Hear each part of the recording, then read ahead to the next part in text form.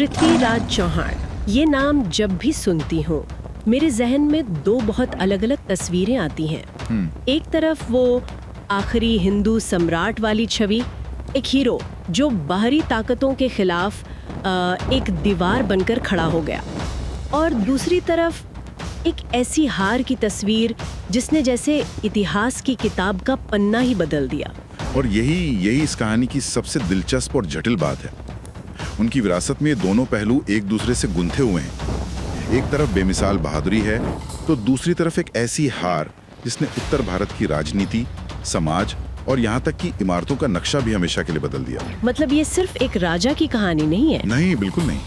ये एक युग के बदलने की कहानी है। तो आज हम इसी उलझी हुई कहानी को सुलझाने की कोशिश करेंगे। हमारे पास जो स्रोत है वो पुराने दस्तावेजों, इमारतों के विश्लेषण और आज के इतिहासकारों की रिसर्च है, उस पर आधारित है। सही। हमारा मकसद है कि हम उस इंसान को, उसके दौर की राजनीति को और तराइन की उन दो लड़ाइयों के नतीजों को। तो चलिए उस दौर में चलते हैं और देखते हैं कि सच क्या है। तो चलिए उस दौर की कल्पना करते हैं। 12वीं सदी का अंत।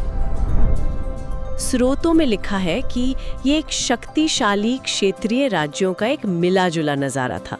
इसका मतलब क्या है? उस वक्त का पॉलिटिकल मैप कैसा था? देखिए, इसे ऐसे समझिए कि कोई एक केंद्रीय शक्ति नहीं थी, जैसे पहले मौर्य या गुप्त साम्राज्य हुआ करते थे। अच्छा। पूरा उत्तर भारत छोटे बड़े राज्यों में बटा हुआ था। चौहान, घेरवाल, चालुक्य सब अपनी अपनी ताकत बढ़ा रहे थे, और इनमें से ही एक थे चौहान, जो उस वक्त एक बड़ी शक्ति बनकर उभर रहे थे। और ये चौहान आए कहाँ से थे? अगर हम ऐतिहासिक तौर पर देखें तो ये पहले गुर्जर प्रतिहार साम्राज्य के सामंत हुआ करते थे। सामंत यानी उनके अधीन काम करने वाले छोटे राजा। बिल्कुल। वो गुर्जर प्रतिहारों के वफादार थे और जरूरत पड़ने पर उन्हें सैन्य मदद देते थे। लेकिन जैसे ही प्रतिहारों की ताकत कमजोर हुई, चौहानों ने अपनी आजादी का ऐलान कर दिया और अपना राज्य बना लिया। हाँ, और अजमेर को अपनी राजधानी बनाकर एक मजबूत राज्य की नींव रखी। अजय राज और विग्रहराज चतुर्थ जैसे शासकों ने इस साम्राज्य को बहुत फैलाया। आपने विग्रहराज चतुर्थ का जिक्र किया। मैंने पढ़ा है कि वो सिर्फ एक योद्धा ही नहीं थे, बल्कि कला और शिक्षा में भी उनकी बहुत दिलचस्पी थी। बहुत ज्यादा। देखिए, चौहानों का दौर सिर्फ लड़ाइयों का नहीं था।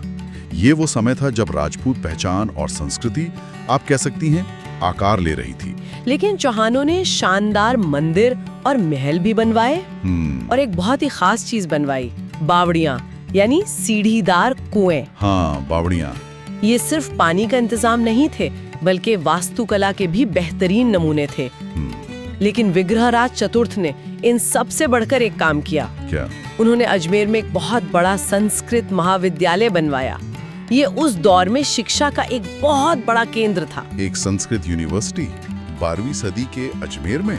तो इस माहौल में इस शक्तिशाली वंश में एंट्री होती है पृथ्वीराज चौहान तृतीय की, एक युवा राजा जिनके बारे में कहा जाता है कि वो बहुत एम्बिशियस और आक्रामक थे। बिल्कुल। गद्दी पर बैठते ही उन्होंने अपनी ताकत दिखानी शुरू कर दी। सबसे पहले तो उन्होंने अपने ही चचेरे भाई नागार्जुन के विद्रोह को बड़ी बेरहमी से कुचला। फिर उन्होंने अपनी उत्तरी सीमा पर भड़ाकरों नाम के एक समुदाय को निशाना बनाया, जो दिल्ली के आसपास के इलाके के लिए मतलब एक सिरदर्द बने हुए थे। 1182 तक आते आते उन्होंने भड़ाकरों को ऐसी शिकस्त दी कि वो एक राजनीतिक ताकत के तौर पर हमेशा के लिए खत्म हो गए।